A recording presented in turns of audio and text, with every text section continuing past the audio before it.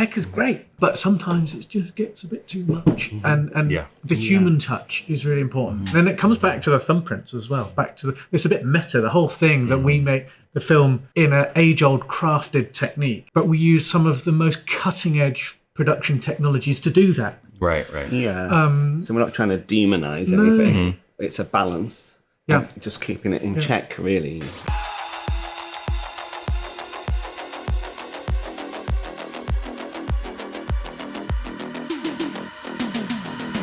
Welcome back to the Breakroom, part of the New Rockstars Network. I'm Erik Voss, and I am honored to be here with the directors of Wallace and Gromit: Vengeance Most Fowl, an Oscar-nominated animated film that you can now see on Netflix and stream. Welcome to the channel, Nick Park and Merlin Crossingham. Hi, thank you. Yeah, great to be here. I'm so excited to talk to you guys about the process of this movie, all the artistry that went into it, because I am obsessed with these characters in the stop motion animation process. I am a lover of everything animation, and we are lovers of all things Easter eggs here at New Rockstars. So I actually wanted to start with, I think, my favorite, what I consider to be an Easter egg in the movie, with the character of Feathers McGraw, who makes his return to Wallace and Gromit's world after The Wrong Trousers, an Oscar-winning short film back from 1993.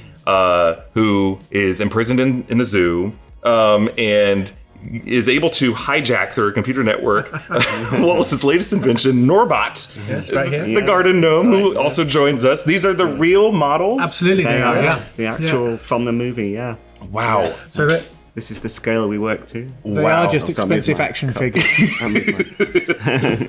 That is incredible. And I think one of my favorite things about watching these films is you can see you guys' thumbprints in the clay and the thumbprints of the other animators you work with at Aardman. Very important. But my favorite Easter egg is just how Feathers goes into the computer and hijacks Norbot's core morality drive and toggles through the different settings and then gets to evil. And I wanted to list off, because I had to go through this frame by frame. We start with good, and then you have pleasant, then unassuming, then dull, then boorish, then mildly annoying. Then we move on to a bit selfish, grumpy, mean-spirited, really nasty, and then evil. And I have to ask, why did Wallace design Norbot with an evil setting to begin with? And how did you decide what order this should go in? Well, it was. I think it came from our graphics guy. It did, Gavin. Gav Strange, we were toying over it or discussing whether it should just be a evil to good, a switch that he actually types in the evil. So there is no option potential for evil. But then it was just so funny to have Gav's idea of having a drop-down menu with all these options on. So funny beats logic sometimes. Yes. I think it was one of my favorite jokes of the movie, and I was just imagining Wallace sitting there like, well, we should give evil a chance. We should give some options. Because you never know. Could be useful if there's a real tough weed that needs to be pulled that requires a bit of moral lapse. I love that about it. And let's talk a bit about the themes of artificial intelligence in the movie. Obviously a very sensitive topic right now, especially in the animation and visual effects industry.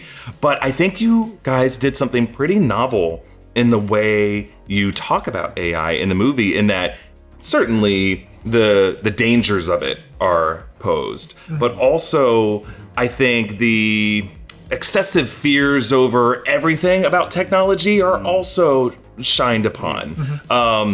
Specifically with the character of Norbot, he has this creepy uncanny valley grin, but he also has this catchphrase of no job is too small, right? And I want you guys to tell me if I'm overthinking it. I started, as the movie evolved, started to see that as a call to all of us to appreciate taking time to do the little tasks ourselves, that none of us are above working with our hands to solve a problem. Is that how you guys saw it, or did you have something else in mind? Very much that. But and also, just part of that is that Gromit just loves his gardening. You know, he didn't want an efficient, neat jobbing machine, to do the whole thing, because the joy is in the doing. And it's like with any art, it's great to do. You don't necessarily want something to make you do it faster. So it's about living life rather than all about the end result but it's not anti-tech at all, like you say. It's just looking at the balance. Tech is great. Tech is wonderful. We love tech. But sometimes it just gets a bit too much, and the human touch is really important. Just to remember that actually, like Wallace needs to learn, a machine to that's part of the pleasure. Is just the it's the human connection, and it comes back to the thumbprints as well. It's a bit meta, the whole thing that we make the film in an age-old crafted technique, but we use some of the most cutting-edge production technologies to do that. Right. Yeah. So we're not trying to demonize anything. It's a balance. Yeah. Just keeping it in check, really. Yeah. I think demonizing it can lead to misunderstandings. And I absolutely do not want to come off like I'm defending AI, but I think it's important to understand the distinctions between generative AI and non-generative AI. And there are legitimate concerns about it. And like I say, we've used real people with real voices, real actors, and real writers, real model makers, real lighting camera guys. I mean, we probably can't say we haven't used AI, because if we use a smartphone in our daily lives, we've interacted with AI already. So you've got to be very careful about saying you haven't used it, but we haven't used it for the creative process of image generation or of audio performance. I think it's important to understand that distinction, because that's how you really defend the artists and make sure that they're protected as we march into a brave new world. And I guess there's just lots more to discuss about it as things, because like your son's using it, isn't he? Absolutely, it's a module in his design course using AI for iterative sort of idea progression. In 10 years' time, we may think, oh, this is an archaic conversation.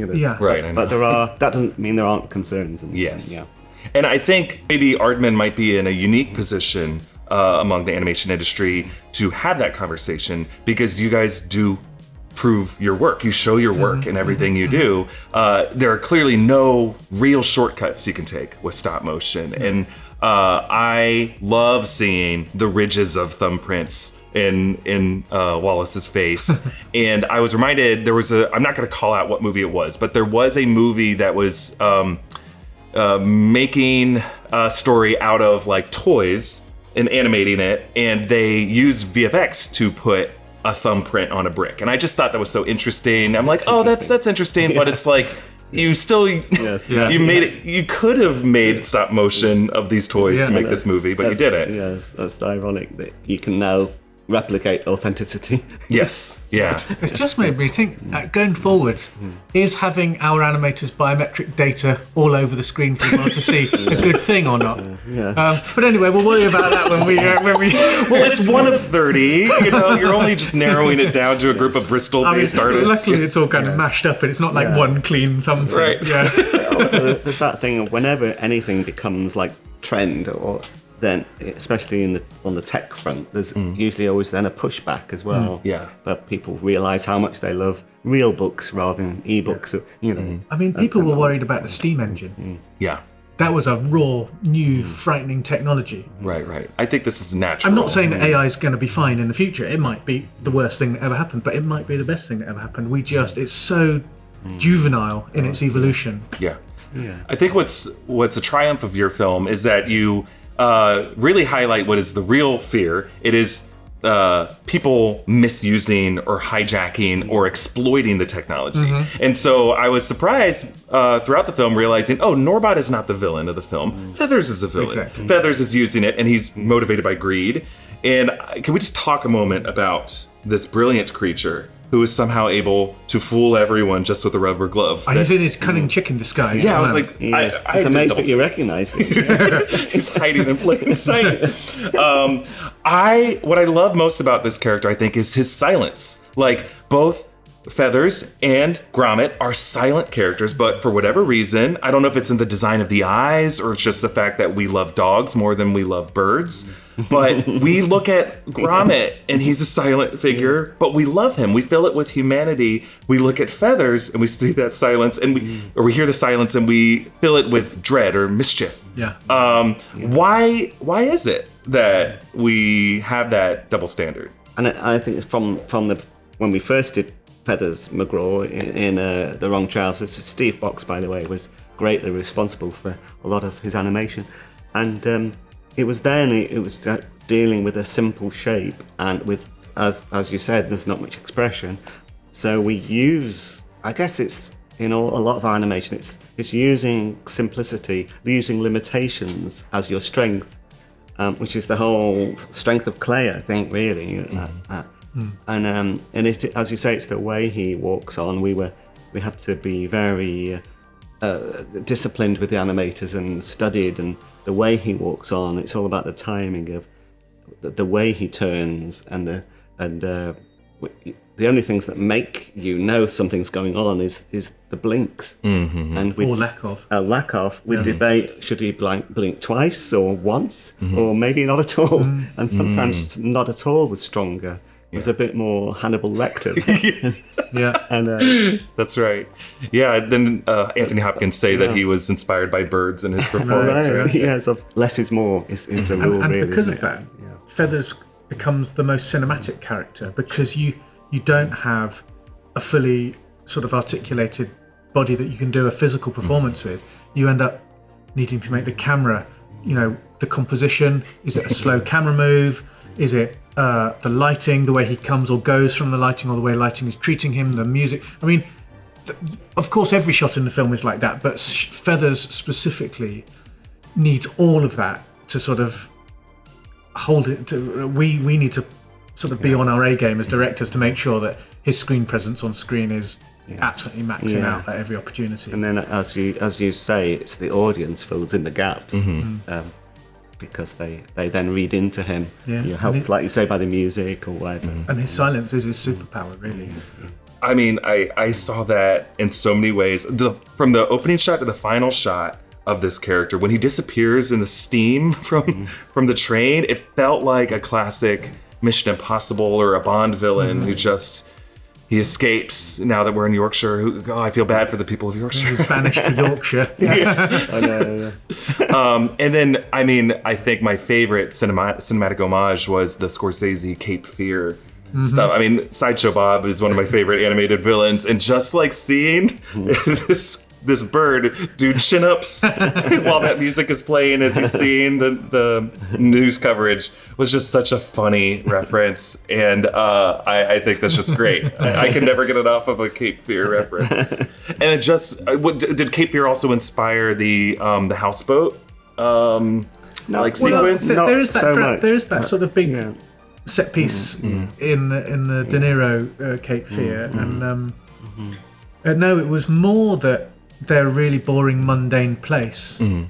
And I think that one of the things that Nick has done best with Wallace and Gromit is take the mundane and kind of give it the Hollywood treatment. Yes. And it's sort of that whole Act 3 sort of epitomizes that approach. Yeah, because idea. Canals in the UK are very much like they're like a leftover from the Industrial Revolution, where they carried coal, or horse-drawn boats, or wool, and now they're like where people have a houseboat and retire, and they don't move. They move at 4 miles an hour, sort of thing. And so it was like an antidote to The Wrong Trousers, which we had the most hell-raising chase around the house and on the train. So we didn't want to repeat that in any way. So this was like an opposite joke, really. Yeah, it wasn't competing with it.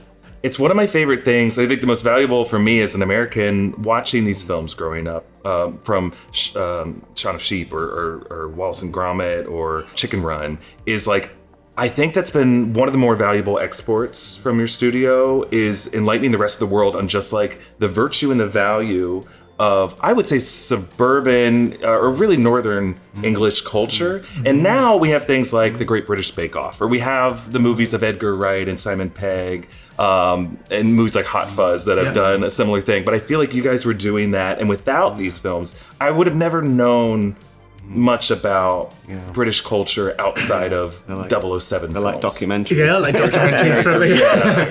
David Attenborough narrated. Accurate.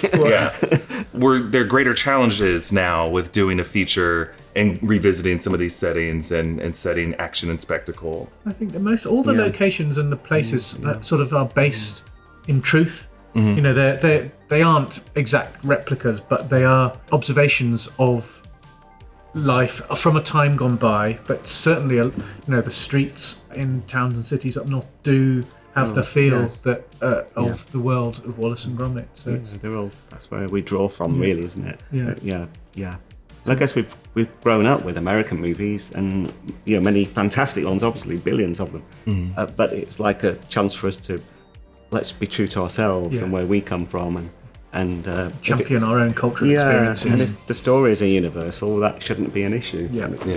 I love the detail of having the diamond hidden in the teapot. Like, that felt like such a triumph of, if you had just taken time to have an afternoon tea, you would have found it. So Wallace's machines had taken over, so they didn't really have...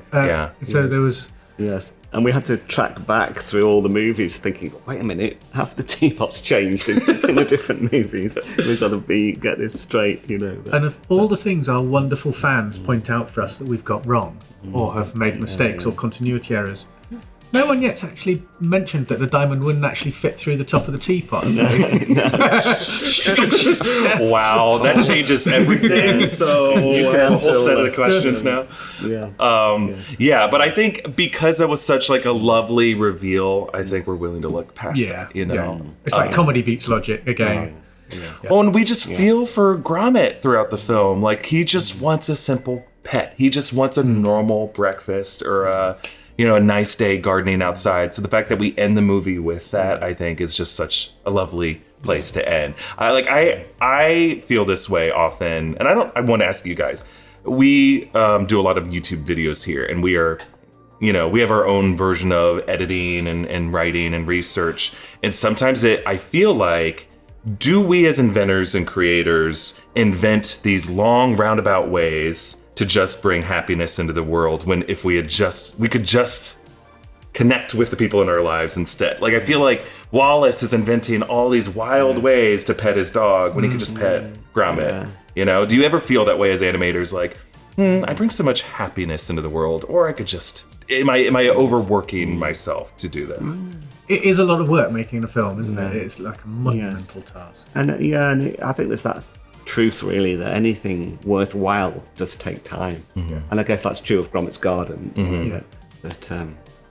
So that's the way we justify working hard. Well, I think what you guys do is so valued and so important. The detail that goes into the stop motion. I just think, like, as I said before, you can't take shortcuts. Do you feel that there is something that you wish people knew more about the work that goes into claymation? We were talking about this the other day, about behind the scenes or how we do it is an interesting thing, because a large part of it is the magic of sort of just letting yourself go and watching the film, and too much knowledge sometimes spoils that.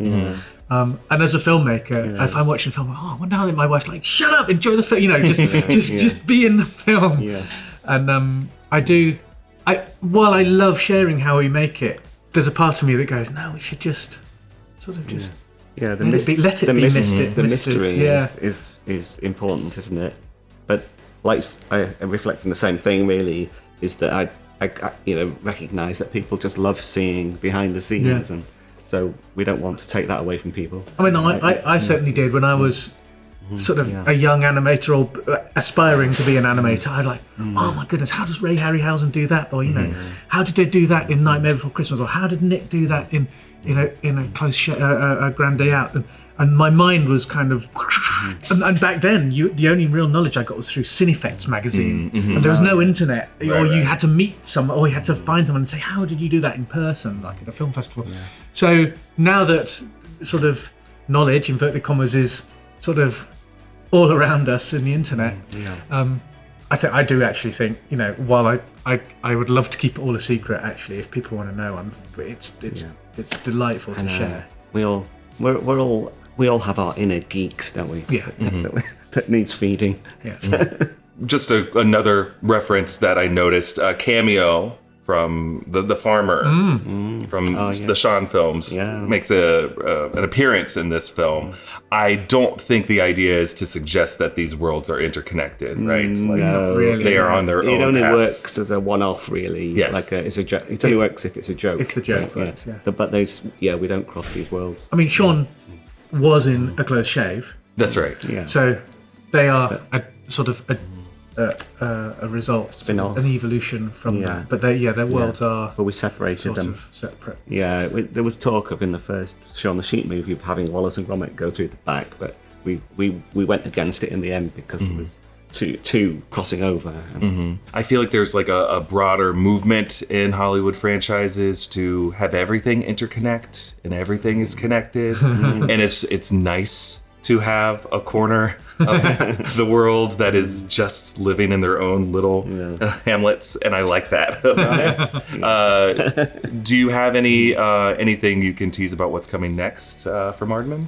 Well, we're always developing stuff. We probably can't actually say what's next, can we? We know there's more Shaun the Sheep on the way. There's a series just wrapped of Yeah. Shaun the Sheep. Yeah. But features-wise, you're just going to have to watch this space. Yeah. Hopefully you'll enjoy what's coming next, but we're not at liberty to say right now. Yeah. Fair enough. Well, again, if you have not seen Wallace Gromit, Vengeance Most Fowl on Netflix, you can watch it right now. It is one of the best ways you can spend 90 minutes just by yourself or with a loved one. You won't be disappointed. And this movie is still at 100% on Rotten Tomatoes. And we've had whatever quibbles with the way Rotten Tomatoes aggregates critic scores. However you want to look at it, it is very hard to do that. You have to be an unimpeachable film because there is always some bitter contrarian critic out there who wants to deny 100% and they will just give a movie a negative review just because. So the fact that they couldn't find anything negative about the movie is a huge However they testament. do it, 100%, we're going to take it. Yeah, we'll be sure that they don't see this part of it. But, well done and congratulations. Oh, thank you. It's brilliant. And best of luck at the Academy Awards. Thank you. It's Thank you so obviously much. a very worthy film. Oh, well, thank you. It's been so nice chatting. Yeah. Again, thank you to Nick Park and Merlin Crossingham from Aardman Studios, directors of Wallace and Gromit, Vengeance Most Fowl, for chatting with us today. And be sure to subscribe to all the channels in the New Rockstars Network and support us wherever you find us on social media. And again, watch this film. It's so good. Have a great day, everyone.